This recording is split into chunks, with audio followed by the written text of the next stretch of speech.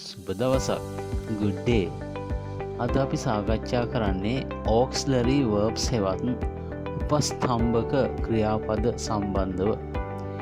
ඒකේ මම පුතාටද කියලා දෙන්නේ do සහ does කියන පද දෙක ඇතුළත් සහ ඒකේ negative forms වන don't සහ doesn't සම්බන්ධවයි. පුතේ අපි සාකච්ඡා කරන්න මුලින්ම do කියන ක්‍රියාව. do කියන ක්‍රියාවේ තේරුම පුතාලා දන්නවා කරනවා කියන තේරුම. නව පුතේ ඒකේ නිවැරදි තේරුම කරනවා නෙවෙයි කරති යන තේරුම. ඇයි ඒක බහුවචන පදයක් නිසා. පුතාලා දන්නවා බහුවචන පදයක විතරම සිංහල තේරුම ඉන්නේ ති සම්බන්ධව. ති වලින් අවසන් වෙන එක පුතාලා දන්නවා. ඒක නිසා do කරති යන තේරුම තමයි පුතේ එන්නේ. නමුත් මේ do කියන ක්‍රියාපදයේ පුතේ භාවිතා කරන්න වෙන්නේ සියලුම බහුවචන කර්තෘන් සමග. I, මම, we, අපි, you, ඔබ, they, ඔවුන්, සදෙව් and නිසල්. සදෙව් සහ නිසල් දෙන්නේ. ඒක සියල්ලක්ම බහුවචන කර්තෘන්. මේ සියලුම බහුවචන කර්තෘන් සමග භාවිතා කරන්න ඕනේ do. මේ බහුවචන කර්තෘන් සමග භාවිතා වෙන්න ඕනේ do. එහෙනම් do සමග භාවිතා කරන සියලුම කර්තෘන් කවුද වෙන්න ඕනේ? බහුවචන රූපී වෙන්න ඕනේ. දැන් පුතාට මේ පේන මෙතන ස්ක්‍රීන් එකේ පෙන්වලා තියෙනවා I, we, you, they, සදෙව් and Nisal. එයත් එක do එකතු කරන්න කියලා රතු පාටින් පෙන්වලා තියෙනවා. නමුත් අපි මේ සෙන්ටෙන්ස් එක එකතු කරාට පස්සේ පුතේ I do my homework. We do our duties. You do your work. They do their group work. සදෙව් and Nisal do their hobbies. එනම් මේ සියලුම කර්තෘන් බහුවචනයි. එයාත් එක්ක භාවිතා කරලා තියෙන්නේ do කියන බහුවචන auxiliary verb එක. පුතාට ඒක පැහැදිලි ඇති. දැන් අපි සාකච්ඡා කරන්නේ does. does කියන්නේ පුතේ do කියන්නේ බහුවචන නම් does කියන්නේ ඒකවචන. හේතුව පුතාලා දන්නවා ඒකවචන ක්‍රියාපදයක් අවසන් වන්නේ s ශබ්දයකින් කියලා. does කිව්වහම s sound එකෙන් අවසන් වෙන්නේ. s කියන්නේ singular. එහෙනම් singular තමයි මේ ක්‍රියාව. සිංගියුලර් කර්තෘ කෙනෙකු සමග භාවිතා වෙන්න ඕනේ ක්‍රියාව සිංගියුලර්. එහෙනම් පුතේ he, ඔහු, she, ඇය, it, ඌ නැත්නම් ඒක, නිමාලි මේ සියලුම කර්තෘන් ඉන්නේ ඒක වචන. එතන මේ ඒක වචන කර්තෘන් සමග භාවිතා වෙන්න ඕනේ කවුද එහෙනම්? does. මේ සියලුම ඒක වචන කර්තෘන් සමග භාවිතා කරන්නේ does සමග. ඇයි හේතුව?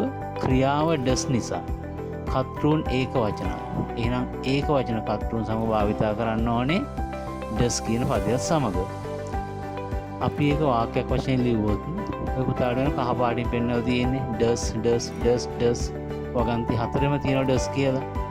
he does, she does, it does, Nimali does. Sentence එකක් වශයෙන් ගත්තොත් he does his homework. She does her duty. It does a game. Nimali does her group work. එහෙනම් මේ sentences පිටට යොදලා තියෙන does කියන පදය ඒක වචන ක්‍රියාවක්. කරයි කියන තේරුම මෙතනින් පැහැදිලි වෙන්නේ. පුතාට දැන් එහෙනම් do එකත් පැහැදිලි, does එකත් හොඳටම පැහැදිලි.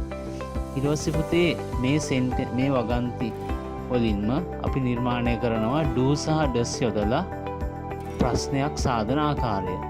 Make questions with do and does. කියන්නේ do සහ does භාවිතා කරමින් අපිට පුළුවන් ප්‍රශ්න හදන්න. do කියන ක්‍රියාවත් සමග එකතු කරන්න ඕනේ plural subject. කියන්නේ do මුලට දාලා ඊට පස්සේ බහුවචන කර්තෘ යෙදුවට පස්සේ ලැබෙන්නේ ප්‍රශ්නයක් සාධන ආකාරයට බහුවචන රූපී ආකාරයේ ප්‍රශ්නයක්. do, I do, we do, you do, they do, children do, Nirmal and මානිත්. එහෙනම් මේ පදයක් සමග do කියන පදයක් සමග බහුවචන කර්තෘ යොදලා ප්‍රශ්න සාදන්න පුළුවන්. Do I want this pen? Do we have any work? Do you want that storybook? Do they like dancing? Do children play in cricket? Do Manit and Nirmal swimming in the sea? මේ සියලුම බහුවචන රූපී ප්‍රශ්න. do වලට එදලා තියෙනවා, කර්තෘ දාලා තියෙනවා, verb එක තියෙනවා. ඒ සියලුම එක මේ ආකාරය පුළුවන් අපිට ප්‍රශ්නයක් නිර්මාණය කරන්න බහුවචන රූපී ආකාරයේ ප්‍රශ්නයක්. දැන් සාකච්ඡා කරන්නේ does යොදා ප්‍රශ්නයක් සාදන ආකාරය. does වලට singular subject ඉවරලා සරල ප්‍රශ්නයක් හදන්න පුළුවන්. does plus singular subject. Does he, does she, does it, does නිර්මාල් ඒ ආකාරයට does යොදා කර්තෘ ඒකවචන යෙදුවට පස්සේ ලැබෙන්නේ සරල ප්‍රශ්නයක්. Does he want this pen? Does she have any book, any work? Does it eat bones? Does Nimali like dancing? මේ ආකාරයට සරල ප්‍රශ්නයක් හදන්න පුළුවන්. දැන් හිස් තැන් පුරවන්න තියෙන උදාහරණ බලන්න. Let's fill in the blanks with do or does. ඒ කියන්නේ do හරි does හරි දාලා මේ හිස් තැන් ටික පුරවන්න ඕන.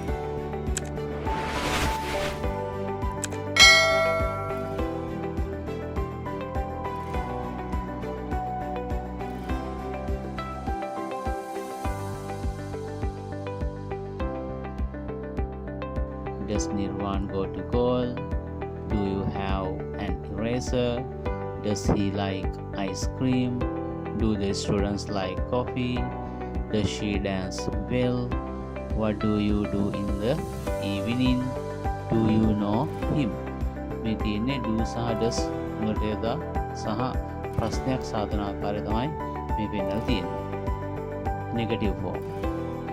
negative form එකක් හරි ගස්සනකොට නිතරම do සමග not එකතු වුණොත් don't සහ does සමග not එකතු වුණොත් doesn't වෙනවා.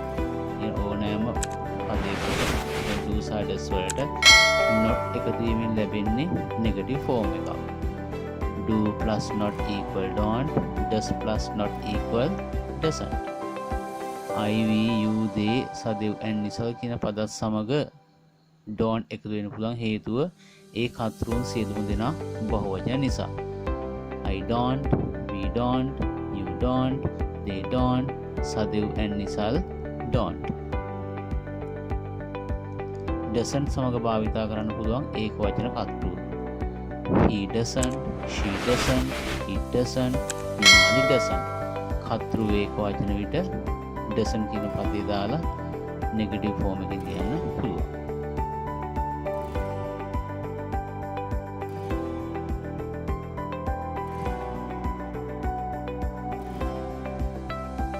I don't like this shirt. එය බහුවචන. මම මේ කමිසයට කැමති නෑ. We don't go there. අපි එහෙ යන්නේ නෑ. You don't go in that place. ඔයා එම ස්ථානයට යන්න එපා. බහුවචන.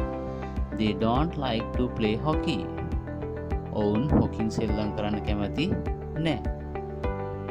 He doesn't like to eat banana.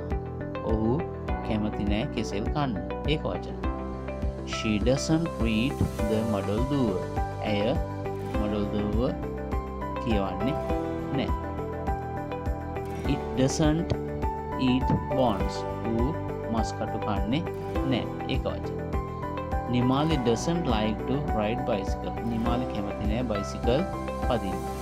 මේ තියෙන්නේ negative form එකකින් ලියපු sentences කිහිපයක්.